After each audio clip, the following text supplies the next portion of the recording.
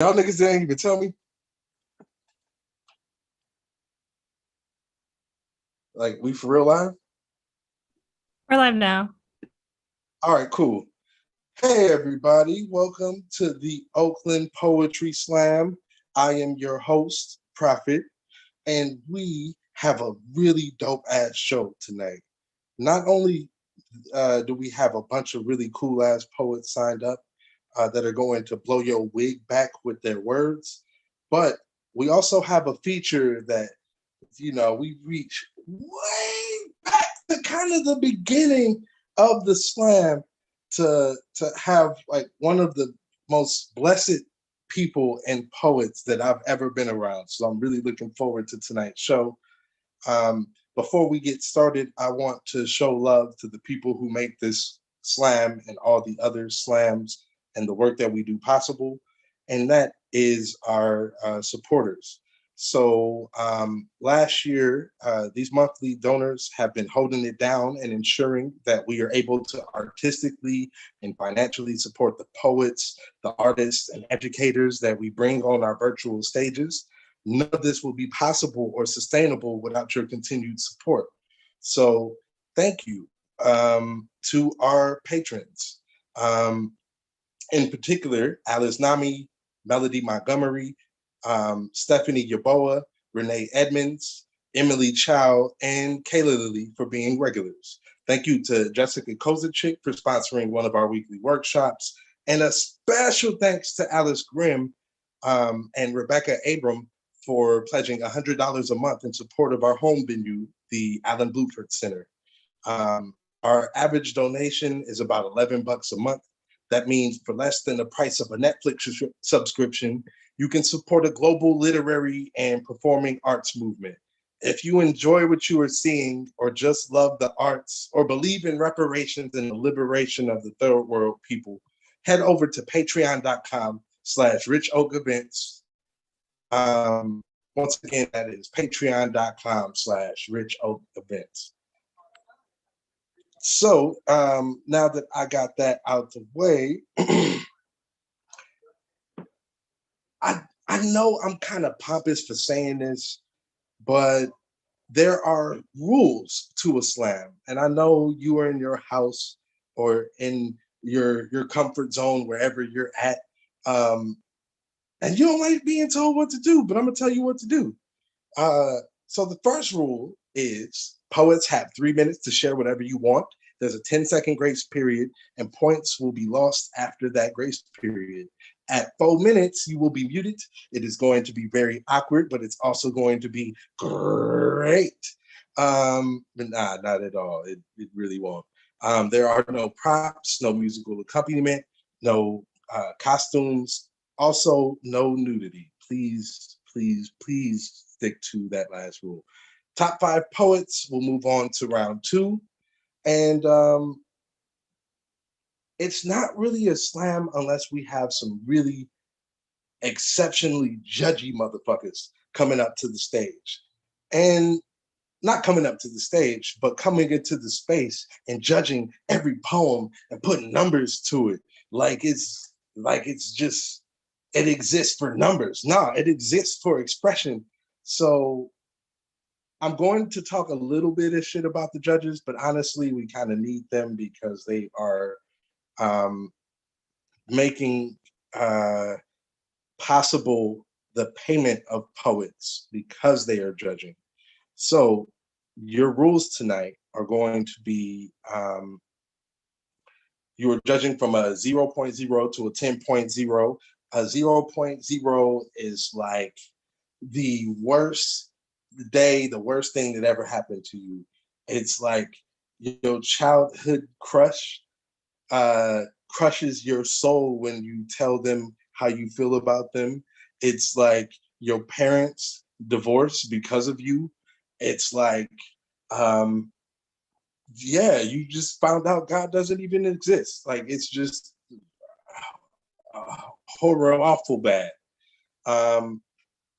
So yeah, and that's just like a 2.0. A 10.0 is like the greatest shit that you could even think of. Jesus turned water into Hennessy. It's like world peace just happens naturally and organically. It's like all the corporations that are poisoning the environment just decide to put their money and their power into fixing all of the wrongs they have done.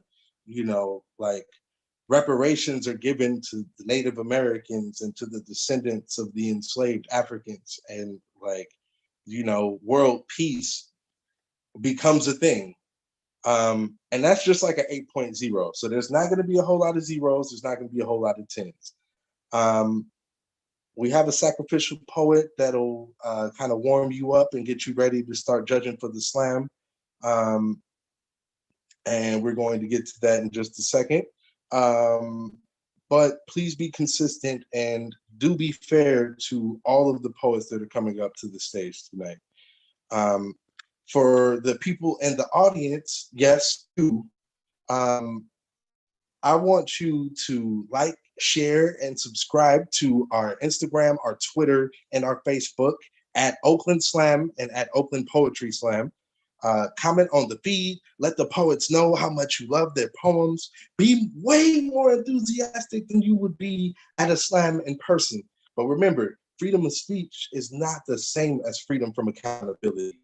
So that means if you say something out of pocket, somebody is going to hold you accountable for what you say.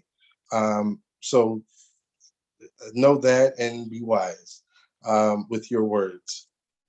On the list I see here, it only has 3 names on it now. Has it been randomized or not? Is this the most updated list, and is it randomized? I do not believe it's been randomized. No. Scorekeeper can. All right. Hey, I believe this might be the first time we've ever had the bout draw live and in living color. So for folks who may not be with the bout draw before the slam begins, we randomize the list so that everyone who signs up gets a fair shot to compete. And for the folks that make it to the second round, they go in reverse order of the first round. It's kind of fun and anxiety inducing. Are we ready to randomize it? Has it been randomized now?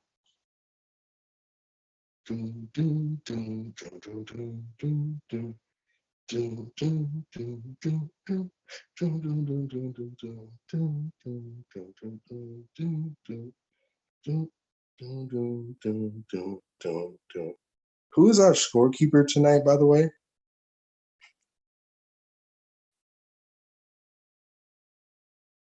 That would be Colin. All right, sweet.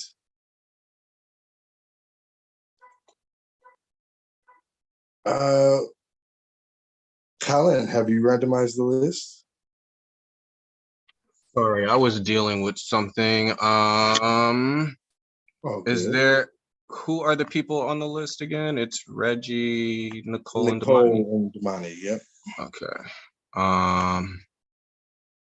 Oh, that's shit. Cool.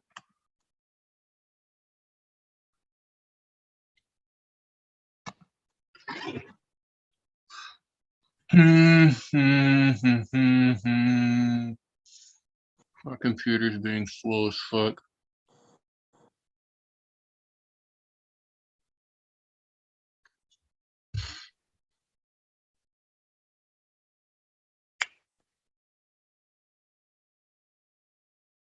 Why is it doing this? There we go.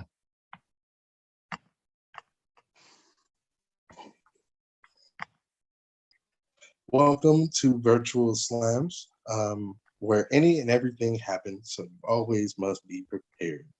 So now we get into that cool, awkward stage of, figuring things out and having a dope ass slam.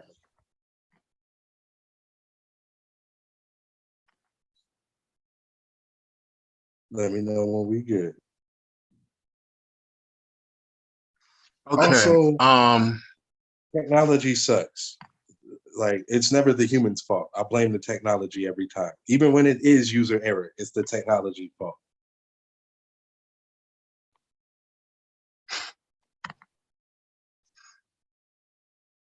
Okay. Colin, if you pick a number, okay, you got it? Because I was saying you can just pick a number between I 1 just and wanted 20. to make have sure the that poet the fucking decide. script was working. And it was.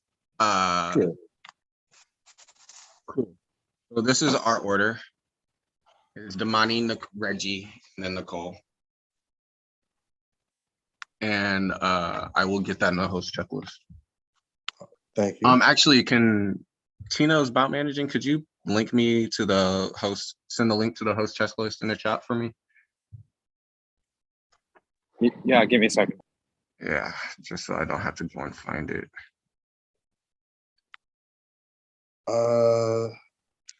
And as we do that, I am going to you said Damani was going first, right? Yep. In the chat.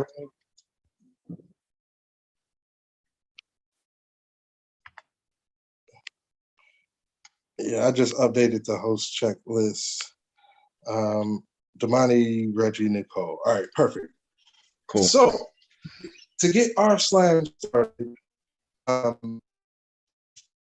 just to let y'all know what the order is going to be. When I say in the hole, that means you're going to not be coming up to the stage right now, but you're going to be third up to the stage.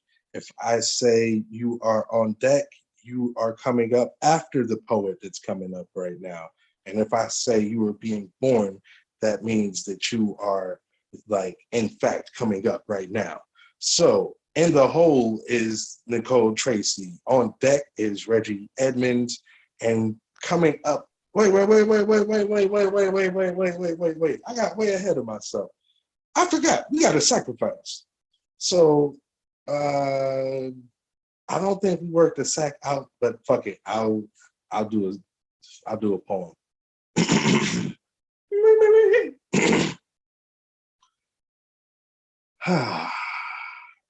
Sometimes I lie awake, and when I do, I dream of better days. My hopes are crushed, and it hurts that my dreams are set ablaze. I need a place where I can lay my head and slumber peacefully. But niggas seem to have a knack for neglecting human decency, because only in the streets you'll see a man pleading on his knees when death is certain, and it's sad when even he agrees. It seems like all these evil things are bringing out the beast in me.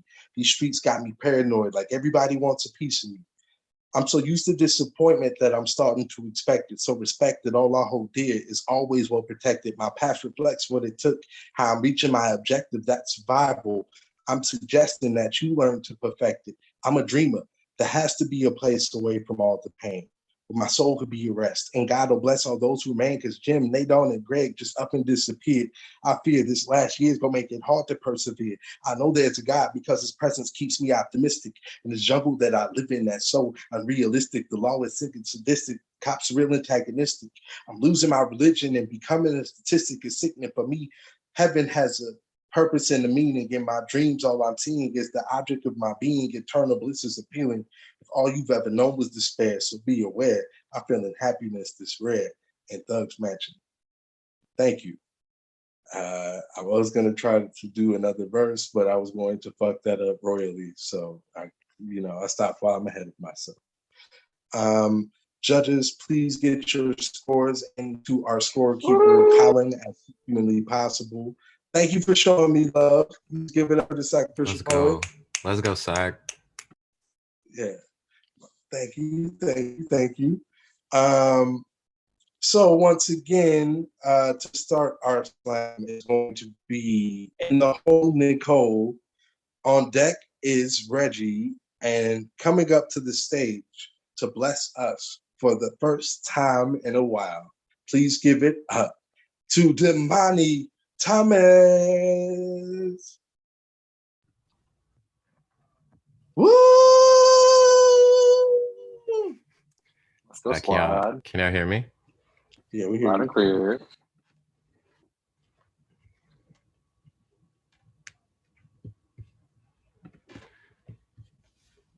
Graduation speech after Talia Young. here we are, a few minutes away from the end of this academic training course. Tomorrow morning, the rest of our lives. Weird, right? To never walk through those metal doors again. Most of us won't actually go on to be the things these teachers expected of us, but hey, who cares? To quote the great white philosopher Gavin DeGraw, I don't want to be anything other than what I've been trying to be lately. Who have we been trying to be? Besides high school archetypes looking for another form. I promise, there's a silver lining here. I mean, we live in California. If there was gold, there must be silver. Some of you will be leaving the state. I'm not, but I can't stay. To be real, I don't care about most of you here. Be thankful I don't tell your parents what you said to me. This speech is dedicated to everyone and everything that kept me alive, my best friends, the nerds, the ones with the lists, the awkward ones, the outcasts, the ones I ate lunch with in the calculus room at lunchtime, the ones that asked me if I was okay and expected nothing from it. To the $1 Mango, Arizona, to the 30-minute walks home, the 2 miles I spent curating a music world of my own. I am thankful, I am thankful, I am thankful. I don't have any real advice, but drink water, eat some veggies, don't call your exes. Give it up for the poet. Go. What a way to start the slam. Thank you so much for sharing your story. So in the whole, we have our awesome, beloved, blessed featured poet, Nazelah Jamison. Give it up for the feature. Give it up for the feature. Woo! Let's go. That's my feature. We are still working out the scores. Judges, please make sure you get your scores to the scorekeeper, Colin, as soon as humanly possible. And on deck is going to be Nicole Tracy, but coming up to the stage right now. Give it up for Reggie. Woo! Let's go, poet. Can you hear me? Loud and clear. Lit. I hate straight niggas because they think that they are white. They don't think that I've caught on to them, but I have.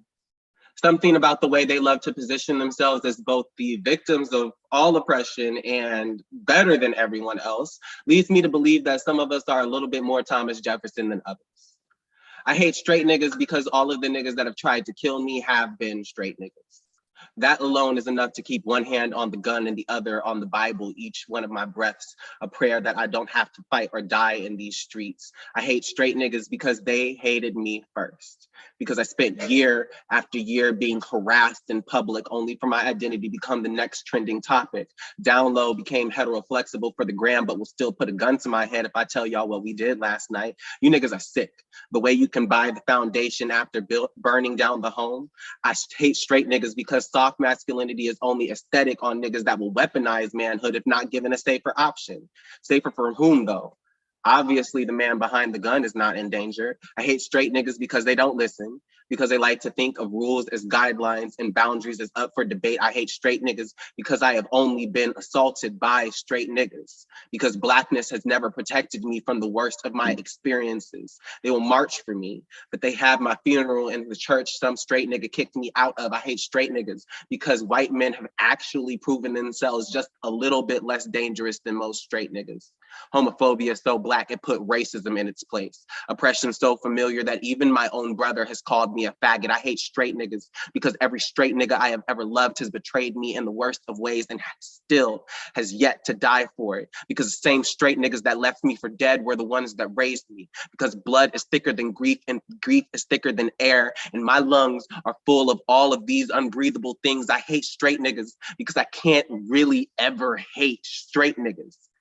Even though I've tried, even though I really wanted to, I love them anyway because straight niggas are still niggas. Because even though the chopping block calls my name first, theirs is still on the ledger.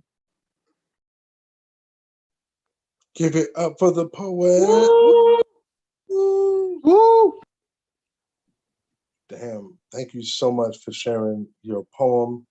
Gagington. I'm not going to sound like I'm playing favorites, so I won't say anything else. But as a straight nigga, I can relate. So on deck is going to be our feature. I believe one of our judges is still working on getting the scores.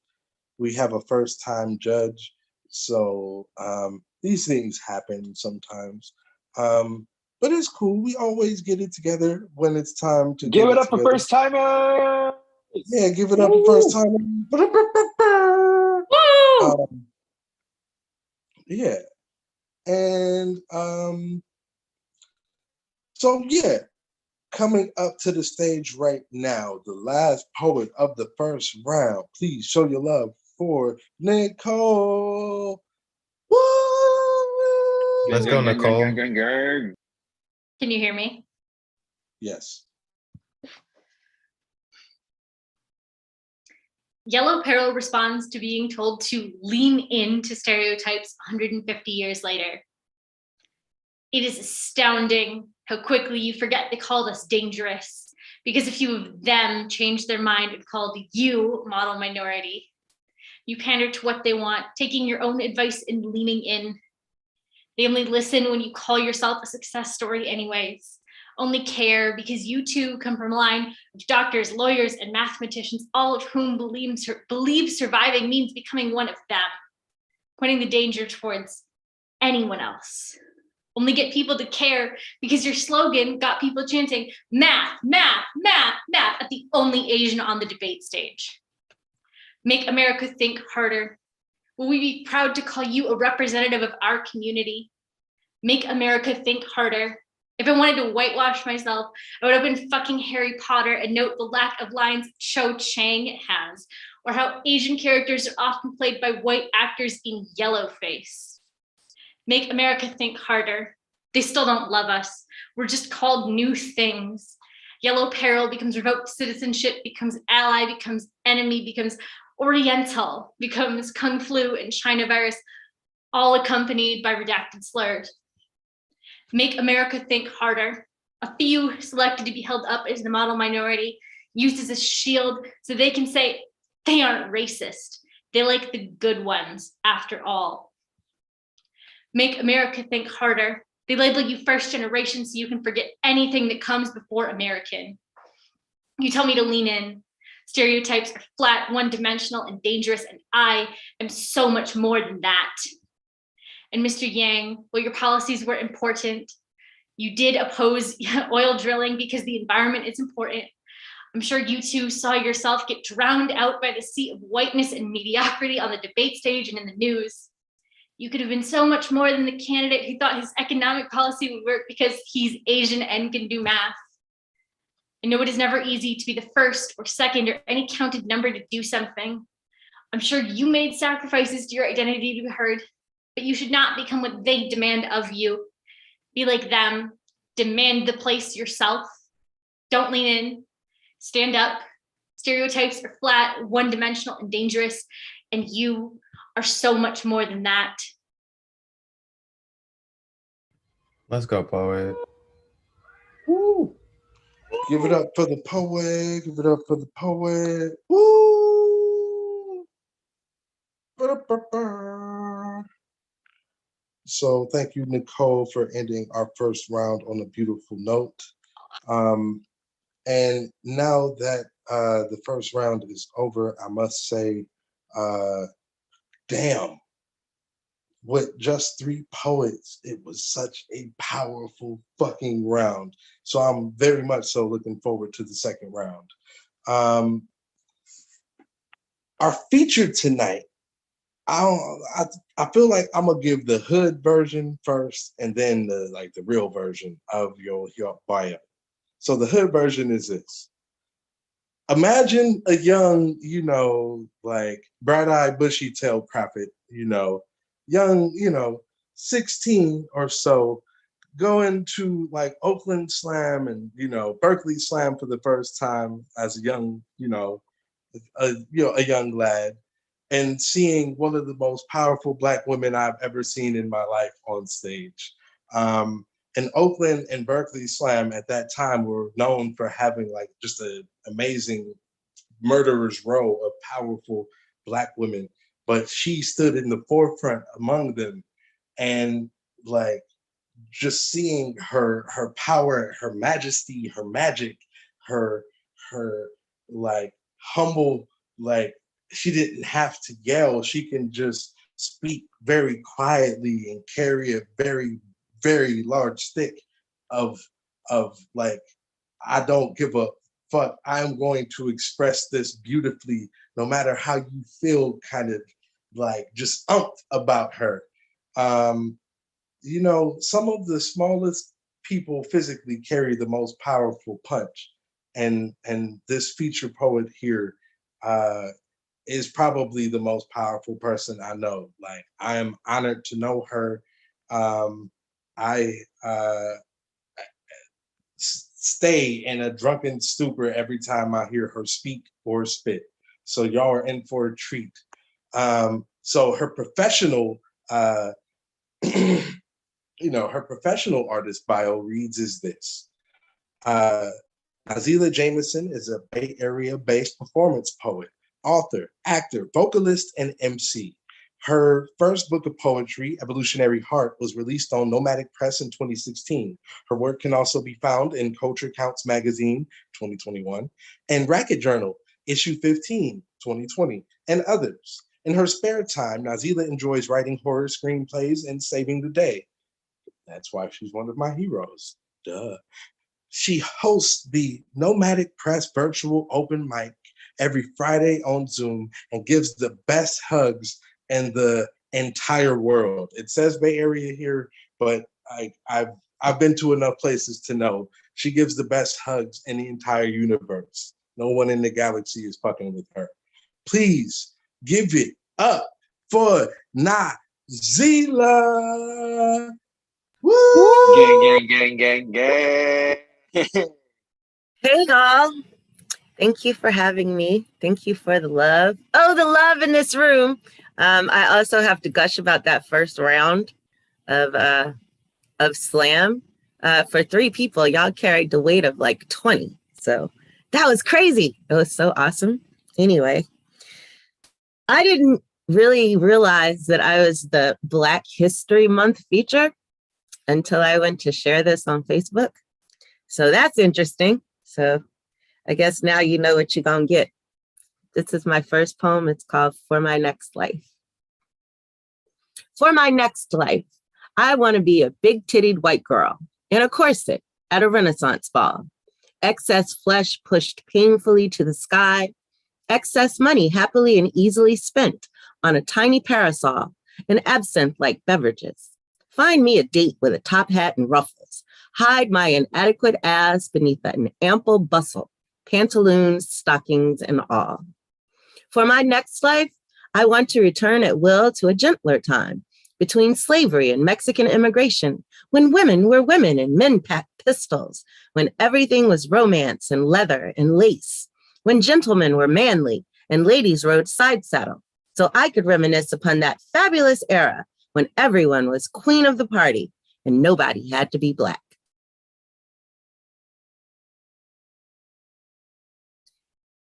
So this next... Damn. Thank you. These next few poems, wait, let me see. Yeah, so the next few poems are pretty new. I used to write like 3-minute poems back when I slammed, but that was when my shit was stretched out, and now things have come back into shape. So most of these are pretty short. This is called Things. Closely regard your attachment to your things. Things equaling feelings, which translate to deeds. Let go of your nobleness to eschew and more. Do not wear your good works like glitter. They are not tinsel to wrap around you. You will never be a Christmas tree. Refrain from flashing your heroism. gaudy and tacky neon. Be not possessive of what the receiver does with your gift. Providence does not need you to witness someone else's outcome. Release your compulsion to read another's happily ever after. Likewise, carry your bad deeds for a time, ever at hand, lest they be forgetfully repeated. Keep them in back of mind, close enough to smell, to keep the aroma of your own bullshit fresh in memory. Then liberate your sins as well. Do not use your guilt and shame to darken rooms or stifle goodness not originating from you. Focus on the middle path. Release attachment to all concerns. The basic truths beneath all good religions. Pay attention. Do good works without expectation. And don't ever be a dick. Come on. All right, so it's Black History Month. This is called White Progress. I do not believe white people when they say they fear for their life. There have been too many wolves crying wolf, wearing sheepskin coats and crocodile tears, conspiring to commit Black murder. Cops and posses and bloodthirsty mobs translate the word help into the word eliminate, the only fear for their lives being the minor inconvenience of a couple of hours to sign a police report and give convincing testimony. It costs absolutely zero to mind your business, causes no financial hardship to go on with your day. The average Black American isn't rolling in riches. We like to do the thing that is free, put our actual energy toward the hustle. But it's hard to be great when the morning coffee shop line is being delayed because Karen needs to snitch to the manager or neighbors call the cops on a law-abiding citizen just trying to live their best life. Ever since slavery ended, white people have been afraid of the dark. Don't get me wrong. There are actual criminals of all races to whom I bear no resemblance whatsoever. What white people actually fear for is their way of life, as systemic racism is being slowly destroyed and social racism becomes obsolete. Minorities are increasing in number. Asians are no longer your quiet mannequins. Black people are leveling the playing field by burning it all down. Latinos and Native Americans are remembering their collective origin story. More white Americans are collaborating and cooperating, winning the revolution by making their enemy their friend. Do not fear for your life. Fear that life will progress and go on with or without you. It's so weird. It's so weird to do poetry to a quiet room. But that's right. We here. We are up in here. So I live with an old lady named Karen, and she's a Karen. And this poem is called Karen. She sits trapped in a box of her own design, high off the fumes of fear and entitlement. She is old and Caucasian, carrying heavy bags on her back of childhood trauma and patriarchy. A pandemic paranoia has turned us into neighboring countries instead of landlady-tenant friends. I keep my indoor life solely contained in my room, listen to her dinosaur stomps through the house, avoid confrontations as I slip in and out of our domicile. She will retreat to her cave soon enough for slumber. I will then wander down the hall. Her language is passive aggression. She is deaf with electronic assistance. I refuse to comprehend her. She would like me to exchange my concerns for racial justice and equality for attention to climate change and politics. I have told her my life is more than just a social issue to be debated over dinner. We agree that we disagree and have ceased all conversation beyond garbage day and utilities. Everyone outside her choir is an asshole. I purposely sing to her off key. We are not a heartwarming feel-good movie in which the protagonists negotiate their differences, learn to love each other, and live happily ever after.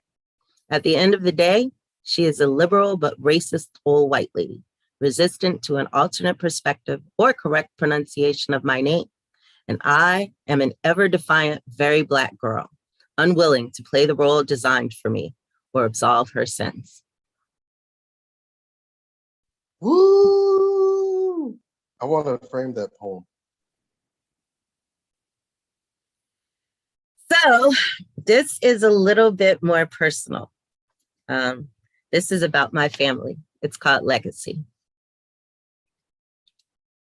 When your father is dead, the one you only know from reputation, theology books, and open casket snapshots, you search for love in freeway drag races, inside gun barrel hearts, and other dangerous but empty spaces. Grief is romantic. Rabbit holes are adventure trips to dream destinations.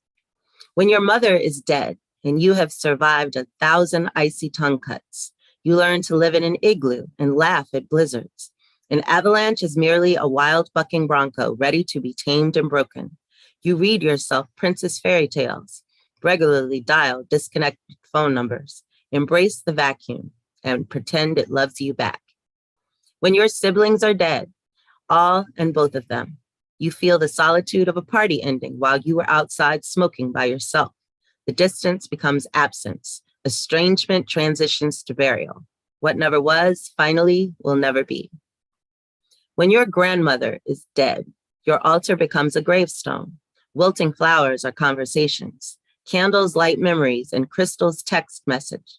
Her hands become your hands, braiding your hair, praying for comfort, pulling sustenance from the flames, impervious to pain. Incense smoke and incantations transforming you into your ancestors.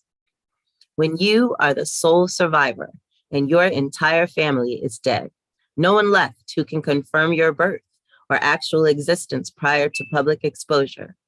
When the tourniquet of fate has ceased all blood flow, you become a familial amputee. The past is an edited bedtime story.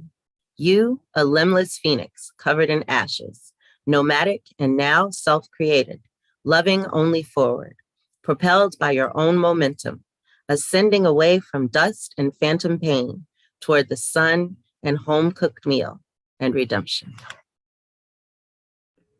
Wow.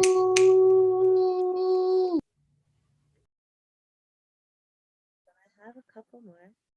Okay, so I have a couple more. This one is for the family I have now, the one I've created. This is called Chosen Family.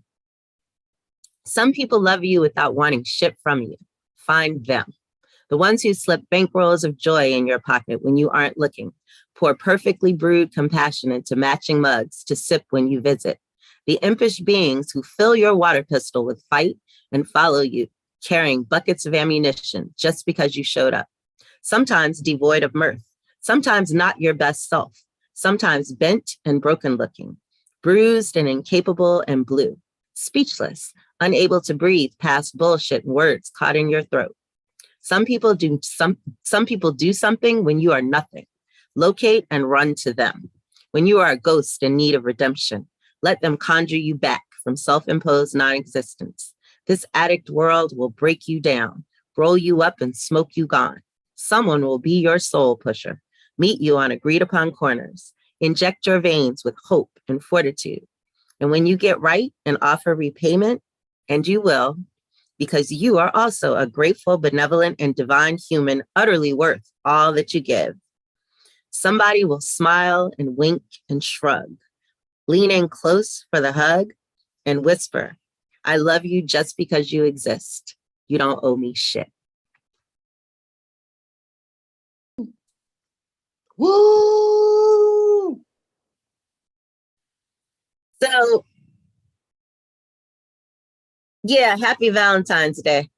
I celebrated my love for myself. But anyway, this is a poem. Gang, gang, gang, gang. It's called Cathedral. I am not a prison or a punishment. When you come to me, treat me as if I am a cathedral, and I will bless you every day. We are sacred, worthy of divine grace and ultimate love, miraculous creations of nature magic. It is an inexplicable marvel how we, made of scientifically proven combination of common elements, live and talk and breathe, replicate and regenerate ourselves. We merit each other's respect. I am not a fortress or a firing squad. Do not have poison spikes. I do not exist to agitate you. Did not come here to fight. I am made of love, faith, and light, and I am sacred as you are. Let us worship each other and continue to be blessed. So I have this, thank you. I have this astrology app on my phone called CoStar.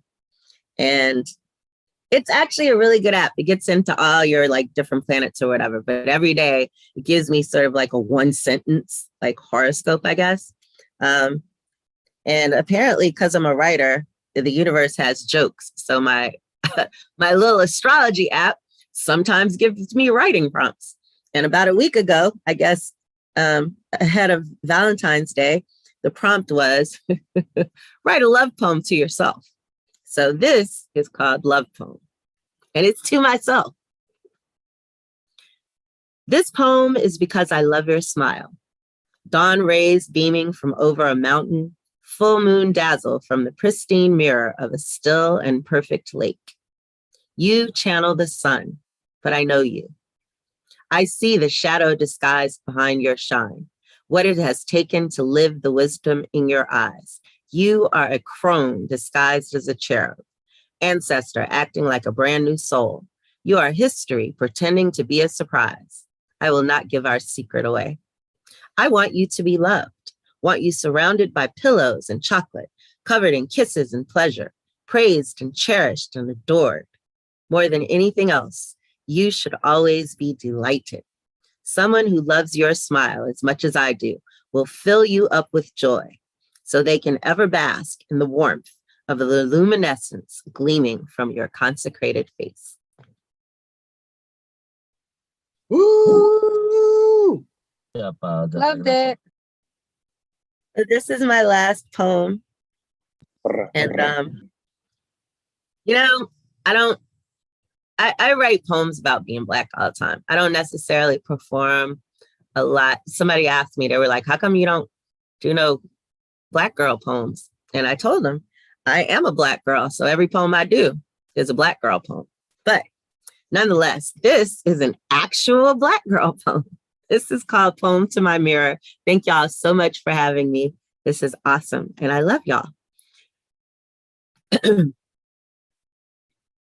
For the chocolate kiss melting alone on a hot summer sidewalk, because he claimed to like Neapolitan, but his favorite flavor was actually not you.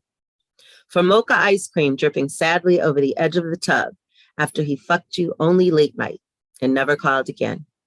For when he rejected your well-done ass because you could not be rare and bloody enough. For full shelves of dust-covered tins of rich cocoa and waiting lists for butterscotch and vanilla extract. For you, Black girl, crying inside when he told you he prefers Jewish girls because they smell like strawberries, standing outside of his life because you aren't pretty enough to take home to his color-struck mother. For you, mahogany, ebony, onyx panther, you are the foundation upon which galaxies are suspended. Sun swallower and color fusion, initiation and conclusion of everything. Omnipotence is no consolation, will not rescue you from the tower of loneliness you have come to call home. But go on, paint your eyelids sunrise and your lips bright coral. Adorn your fingertips with passion fruit and your toenails with blackberry wine. Wrap yourself in molten lava and be a volcano. Be the universe. Encompass the world and let that tide you over for now. Thank y'all. Let's go. Give it up. Give it up. I did say give it up. Can we make more noise? That warranted more noise. Let's go.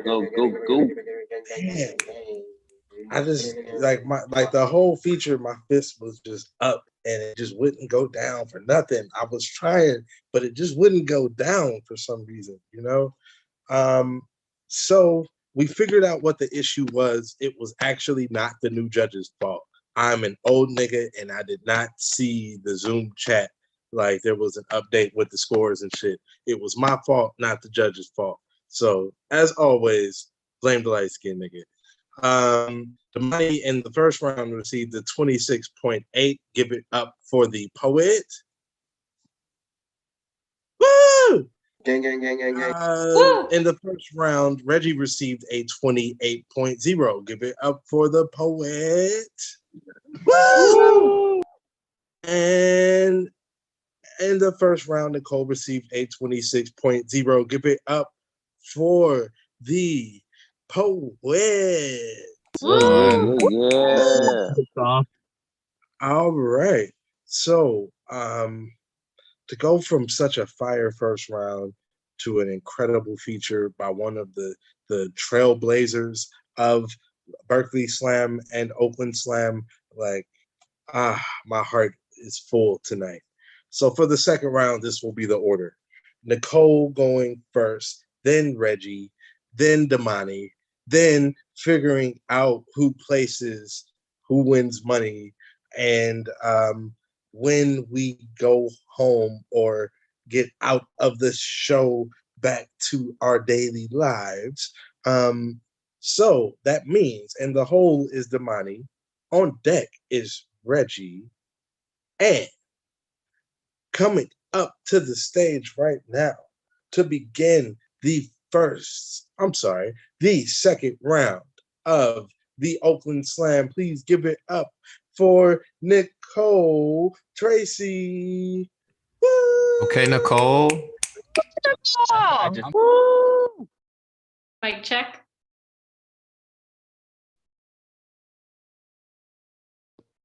We can hear you. Loud and clear. The rape apologist says to the survivor, he's not blaming me, just the red solo cup for being so irresistible, the game for being so much fun, my hand for being the perfect fit for the cup, my mouth for wanting to drink, my voice for saying how much I love the taste of my own drink, my words, even though they didn't tell you the best way to try to kiss me or to try my drink was to kiss me, but you for kissing me anyways. He's not blaming me, but asks what I was wearing in the same breath. He's not blaming me, just the clothes I was wearing, how I wear them, because my confidence was just so attractive. He's not blaming me. He's just blaming me for loving myself and dressing how I want.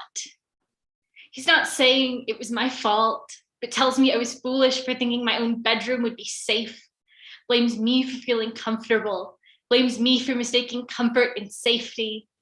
He says it's not my fault, but says there is nothing sexier than a girl who is comfortable, as if comfortable means I've let my guard down. The rape apologist asks me his name, as if the name of my rapist absolves him of all guilt. Asks me, I'm sure, as if I don't know my own body. I tell him my body knows what it feels like to not belong to itself. My body knows better than him. My body knows better than him, despite his attempt to make me believe something else. The rape apologist blames everything and everyone except the rapist, but says he doesn't blame me. Says, not all men, but asks why more rapists aren't convicted, but doesn't ask why his behavior enables them to walk free. Doesn't ask how he could represent something of a larger problem. The rape apologist is right, though. Not all men are nice guys. Not all men will walk me home without ulterior motives. Not all rapists will be convicted. Not all rapists will even see the inside of a courtroom. The rape apologist says he doesn't blame me, just everything about me. Says it's not my fault, but he wants to say it is. Please give it up for the poet. Woo! Gang, gang, gang, gang, gang. Please give it up for the poet, the first poet of the second round, Nicole. Woo! Come on, Nicole. Go, Nicole. A bit more noise. Good. That was a great way to start the second round. And speaking of Nicole, oftentimes she has led incredible workshops before our shows. So I wanted to let y'all know, if you didn't know, that we have writing workshops before every one of our shows. They will always be at 7 o'clock Pacific time and on Zoom. So you can always check out the flyer when we post about the event or the show. We also publicly share the writing workshop Zoom link. So always be on the lookout for that. Some of the dopest poems that you have seen in some of our slams have been written in our writing workshops. If you don't even consider yourself a slam poet, there are folks who are like writing books and stuff like that who thought it was helpful to have like writing prompts because they had writer's block before. So yeah, just slide through. You never know, you might learn something. And I want you to know that you can stay abreast of everything that we got going on as far as slams, as far as when or if we will return to in person, all of that stuff. We will post and inform you all on IG and Twitter at Berkeley Slam, at Oakland Slam, and at Rich Oak Alchemy. So please, I beg of you, please subscribe to all of our pages so you could know when our shows is happening, who our features are, and how fucked up your edges are gonna be by the end of each show. So with that said, we're going to resume with the second round. So in the hole is figuring out who won the slam, who's winning money, because folks got to pay bills and stuff.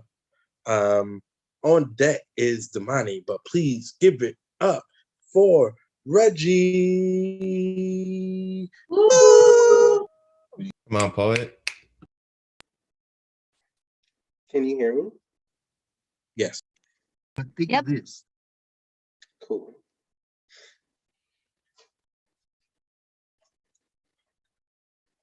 There is a ghost town in the south of Richmond where the houses line themselves up like tombstones, empty themselves of flesh, of bone, of blood spilt on the concrete out front of the corner market where they shot that man just for being Black.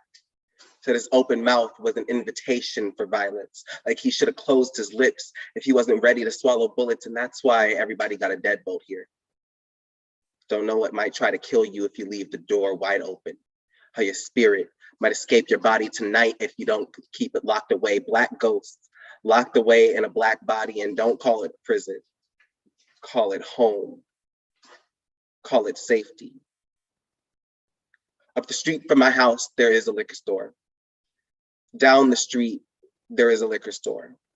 Left, right, center, a liquor store. The entire hood drowns in addiction. Says if they can't kill us, then we'll kill ourselves. My block is a graveyard of bottles, of crack pipes, of needles that keep shards of broken glass like obituaries for every friend I have lost to these streets. Take their sharpest edges to my skin. I crawl out of my own veins and the concrete swallows me like it is thirsty just for my blood. I pour a piece of me out on 36th, 29th, 23rd Street, one drop for the homies and the rest for me. Not even I am safe from death in my hood. I just die a little differently than most. Like the other day in the park where I carved my name into the tree I was sitting under and closed my eyes. I was so still you wouldn't believe I was alive at all. The leaves, just another headstone overlooking the blackest bones. My body is a constant prison riot. There are days where I want to die just because I am watching my neighborhood wither away too. There are days where I keep my door unlocked as an invitation to death. Like, look how easy it would be to take me, sneak up in the dead of night and nobody would know I am gone until the morning when I die. Bury me in Kennedy Park under the tallest pine tree. My epitaph is already tattooed into the trunk. A Black ghost frees itself from a Black body, and we do not call it the jailbreak. We don't call it anything at all. That's just how shit goes around here. Niggas live and die by these streets in the same breath, and not even their ghosts are left behind to fill the empty space.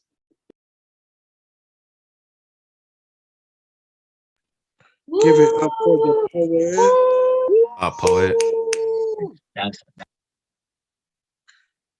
Damn. Thank you so much for sharing that poem and sharing your story. So I just want to let y'all know, judges, please, please, please, please give your scores. Even before the poem ends, if you think that 3/4 of the poem has gone by and you feel like you know like where this poem is going and what this poem is about, please send your score in as soon as you possibly can. It kind of just keeps things running smoothly. But while I'm already blabbering, please subscribe to Bay Poets Unite. We have a platform where some of the poets that you just heard, you like literally just heard, are sharing their art, and we have very beautifully produced videos of local poets. We as we and if we can transition back into in-person shows, we will also continue having that platform for local voices and for Bay Area poets to really be able to share their truth and have ears and eyeballs that they deserve to have, like other platforms for other regions. So on YouTube, go to Bay Poets Unite and subscribe. We have about 300 subscribers. We are pushing to get 350. Just, you know, in the name of growth, and because we do have a crap ton of like really awesome videos from our in-person slams and from our online slams. So do check it out. Bay Poets Unite, youtube.com/Bay Poets Unite. And also, our show is made possible by our patrons, by our listeners, by our poets, you know, and by viewers like you. And if you feel like you don't have the dough to have like a monthly subscription to Rich Oak, and you want to send a one-time donation, you can send that over at Rich Oak Events on Venmo at Rich Oak Slam on Venmo. If you go to Venmo, you search Rich Oak Slam, you will see us or our logo, that is, if you want to give a one-time donation. It is helping to put that good paper in the pockets of poets. Look at me using alliteration out here. And yeah, like everything that y'all give goes back into the community and the communities that we serve. And our reach has expanded since the pandemic began, whereas a lot of slams have shut down, and it's because of your support.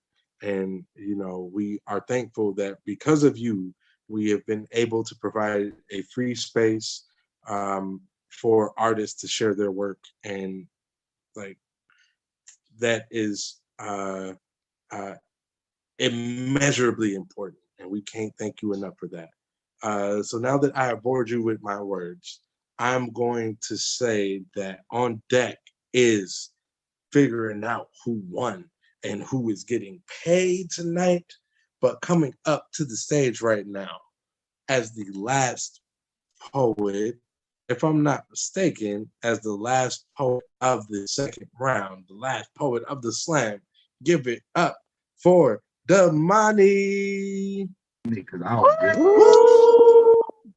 Squad. The money demanded the money. Squad. Can y'all hear me? Loud and clear. Loud and clear. Questions for African American Studies.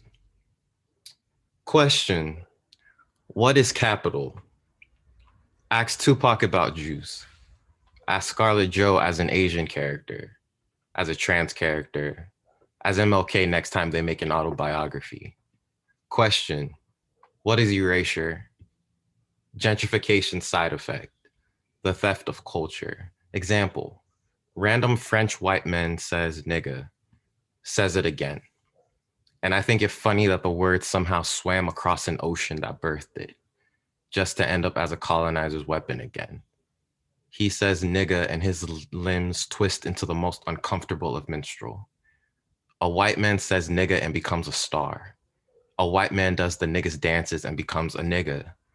Erasure. The white man keeping the capital in his mouth, but never letting saliva drip into the ocean that brought them here. Question. What is disappearing? Atlantis. An entire black city sunk. It must be. What was the Atlantic before it was a deathbed? Who was Plato before he made millions myth? Better question. What is Philadelphia? The mob bombing, an attempt to make Atlantis what the whites could not contain. You will find your answer in Oakland. If gentrification comes in waves and takes out thousands in one press of a button or one passage of a bill or one new Starbucks, then Atlantis is Philadelphia, is Oakland. Question. What is a nigga? Capital, erasure, disappearing.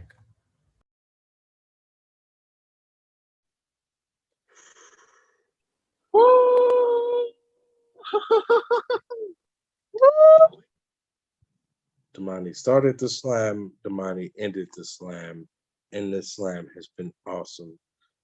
Whoa. Thank you so much for sharing that poem, Damani. Give it up for the poet. Give it up for the poet. Woo! A hint to make some noise. Woo! Yeah. I'm glad we don't have Sally no more. Or for now. So in the second round, Nicole received a 26.7. Give it up for the poet, not the scores. Give it up for the poet. Can y'all hear me? I can't hear y'all. We don't listen to light-skinned niggas. Huh? You don't listen to light-skinned niggas. Oh, I guess the scores left them We love you, speechless. Prophet. So give it up for Reggie received a 27.9 in the second round. Give it up for the poet, not the score. Okay, poet. Okay. Woo! All right, cool. We are still waiting for Damani's score and the overall scores for who placed tonight. Well, obviously not who placed, but who won. It looks like Damani received a 27.8. Give it up for Damani.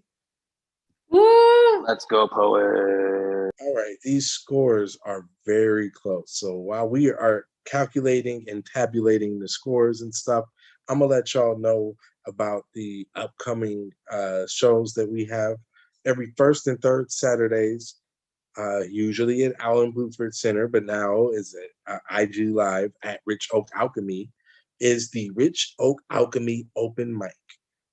It is one of the most lit open mics in the Bay Area. It is what started and or sprang this whole Rich Oak thing that we do now. So yes, I believe it is going to be this Saturday. Yes, so it is this upcoming Saturday, if I'm not mistaken, at Rich Oak Alchemy on IG Live. So follow Rich Oak Alchemy and you'll be notified of when they go live, and it'll be awesome. Every Wednesday we have, and also every first and third Saturday we have writing workshops before the open mic too, just so you know. And they are always lit. Every Wednesday we have the Berkeley Poetry Slam at 8:00/8:30 Pacific time.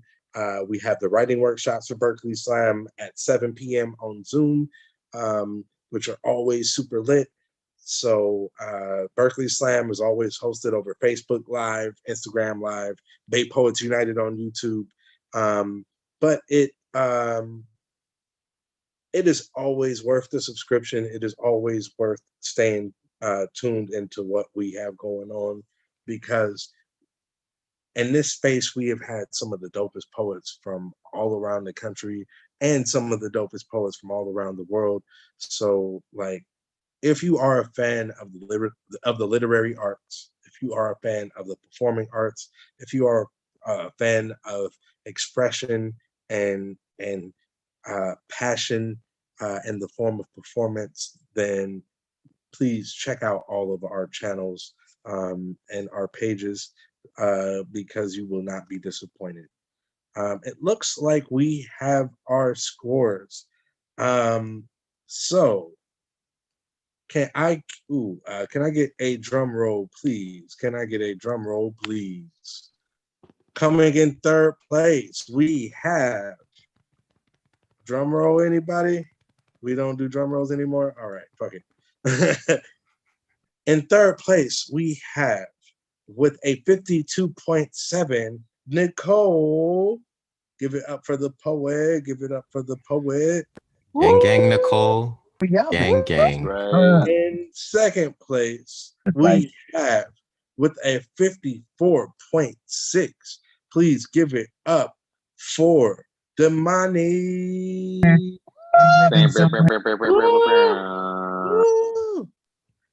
And coming in first with a 55.9. Give it up for tonight's winner, Reggie. Hey.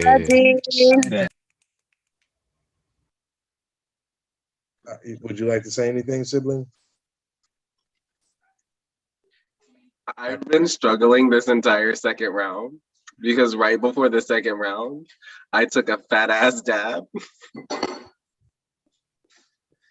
And I'm like, Go, Reggie. You I'm are like laid back. Look, I can't even open my eyes. lay back with your mind on your money and your money on your mind. All that. Thank you so much for sharing. I want to be you when I grow up. Anytime I get that fucking high, I start sounding like Fred Flintstone on mushrooms. You know, like like just I can't talk, I can't function, I can't think, I can't do nothing, let alone spit a poem in front of a bunch of strangers. So like I tip my imaginary cap to you. So that was our slam. I want to give a thank you to our bout manager, to our scorekeeper, to our judges. Even though you judged harshly, you had the hardest job of the night. I want to thank all of the people who performed tonight, Nicole, Reggie, Damani. I want to thank our feature. I want to thank our live streamer who is making it possible for us to speak out into the masses instead of avoid. I would like to thank all of our organizers, all of the viewers, and all of our patrons again, because the conglomerate that is the combined forces of everyone that has been mentioned just now, like, makes this whole thing possible. So I can't thank you enough from the bottom of my heart. Thank you for allowing us to have this space and this platform so that young folks can express themselves. And even if they're in their like regular daily lives, you know, may not feel empowered or may not feel heard, they could come to one of our shows and like one of our platforms and have that at least 1 to 2 nights a week. So thank you all. I've been your host, Prophet. This has been Oakland Slam. This has been Black History Month. So know that Black History Month is not just in February, it goes year round. So power to the people. To the people, be empowered, and thank y'all. Peace, love, and so. Yeah, I probably shouldn't have done that, but it's